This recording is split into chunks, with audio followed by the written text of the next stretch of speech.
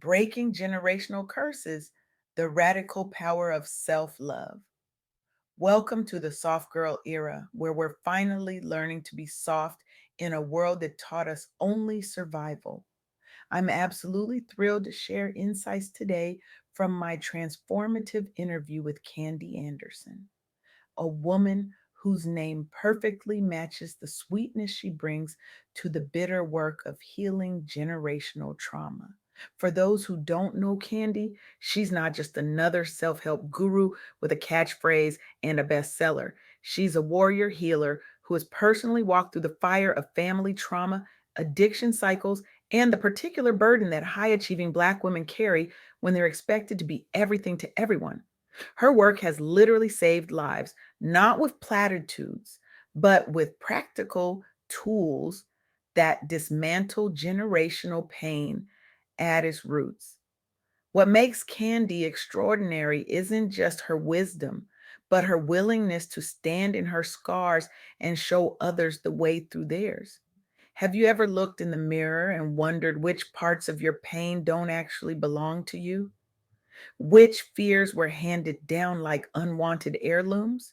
Which defensive habits were taught to you before you could even speak? Let's be honest. We're all carrying something that wasn't ours to begin with, a fear of abandonment, a belief that we're never enough, a tendency to people please until we disappear.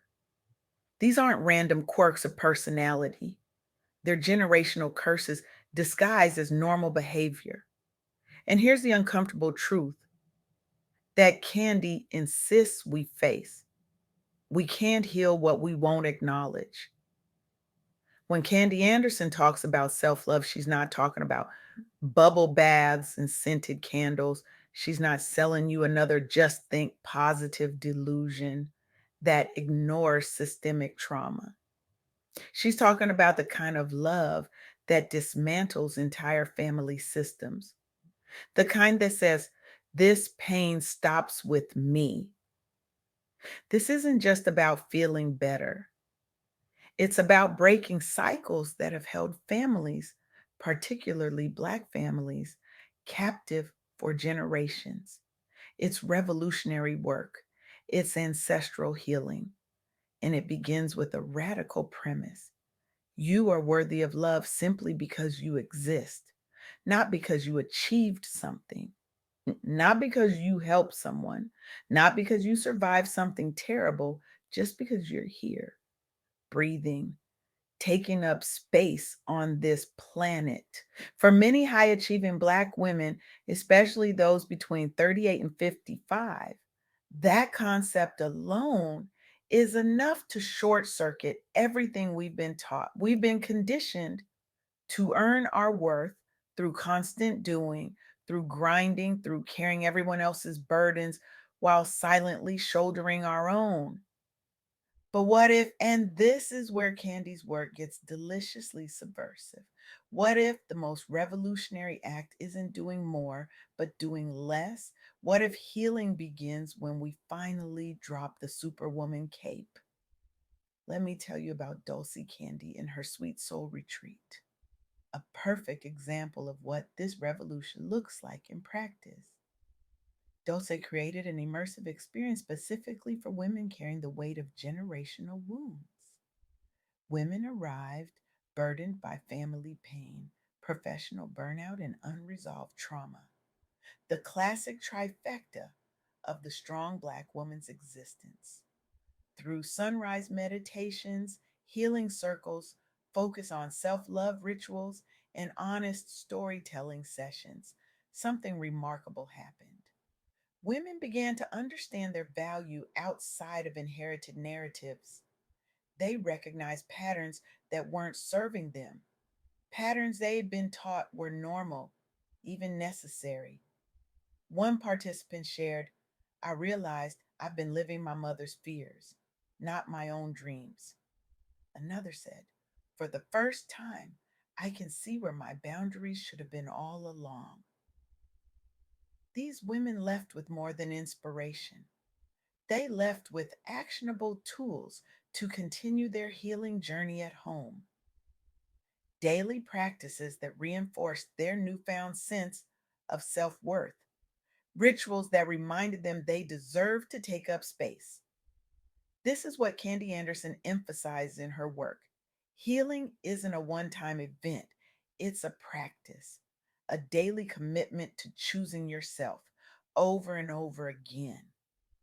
And speaking of choosing yourself, let's talk about boundaries, the second pillar of breaking generational curses.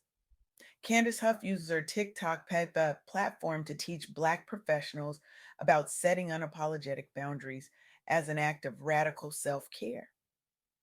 Her audience, like many of us, struggle with guilt around saying no, fearing backlash in personal relationships or at work. This isn't random. This fear is rooted in generational expectations, particularly for Black women who've been conditioned to prioritize everyone else's needs above their own. Candace's approach is refreshingly blunt. She urges her followers to choose themselves first every single day without apology. She models scripts for boundary setting even when it's uncomfortable. And her community has responded with stories of transformation, less anxiety, more respect from peers and family members, improved mental health. One follower wrote, I said no to a family gathering that would have drained me completely. For the first time, I didn't explain myself to death or make up an excuse. I just said no. And somehow the world didn't end. This is the power of boundaries. They're not walls to keep people out, they're guidelines that teach others how to treat us. They're declarations of self worth. As Candy Anderson would say, your boundaries aren't up for negotiation. They're the non negotiable expression of your value. But what about when the damage feels too deep? When addiction, trauma, or destructive cycles have taken you so far down that coming back seems impossible? This brings me to another powerful example Candy shared with me. Many former adult entertainers have documented journeys through addiction and depression into roles as motivational speakers and recovery advocates. They face stigma both inside and outside their communities while battling substance abuse disorders rooted in unresolved childhood trauma, the classic generational curse. Their path forward wasn't easy.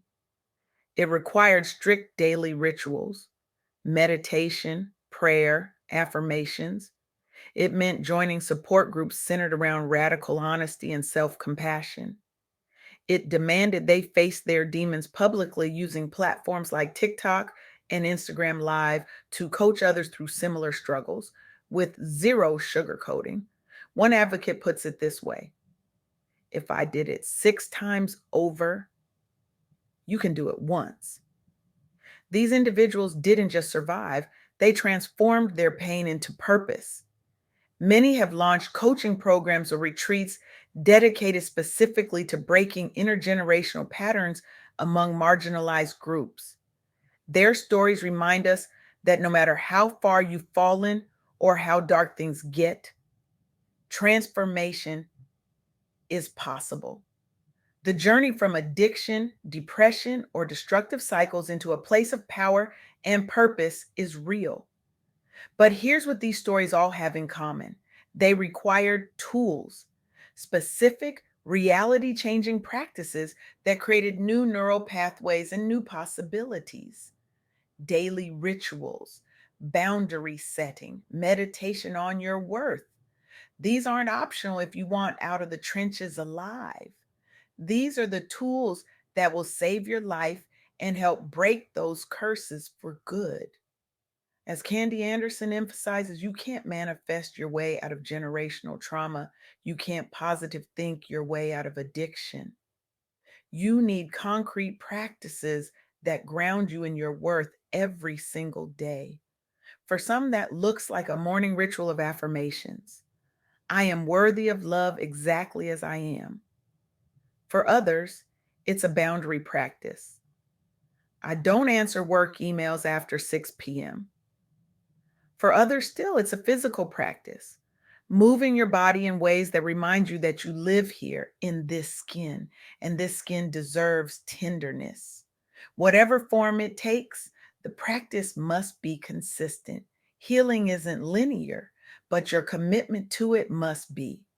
And here's where many of us get stuck. We wait for permission. We wait until we've hit rock bottom again. We wait until the pain of staying the same outweighs the fear of change. But what if you didn't wait? What if today, right now, you committed to one non negotiable act of self love? Because here's the truth about generational curses, they end when someone is brave enough to face the pain they carry. When someone says, "This stops with me," that someone could be you, that someone must be you. I want to leave you with this challenge. Choose one boundary, one ritual, one practice that honors your worth, and commit to it for 30 days. Not because it's easy, but because generations before you couldn't. Because generations after you shouldn't have to. When you stand in the mirror tomorrow morning, look at your reflection and say, "The pain stops here. The healing begins with me." Say it until you believe it. Say it until you embody it. Because when you heal yourself, you heal 7 generations backward and 7 generations forward. Your personal revolution becomes ancestral liberation. Self love isn't selfish, it's sacred. It's the most radical act of resistance against every system that taught you that you weren't enough. And in a world determined to break us, choosing to love ourselves completely, unapologetically, and consistently isn't just brave, it's revolutionary. So go ahead, start your revolution. One boundary, one ritual, one no, one yes at a time. The generational curses end with you. The healing begins now. Thank you.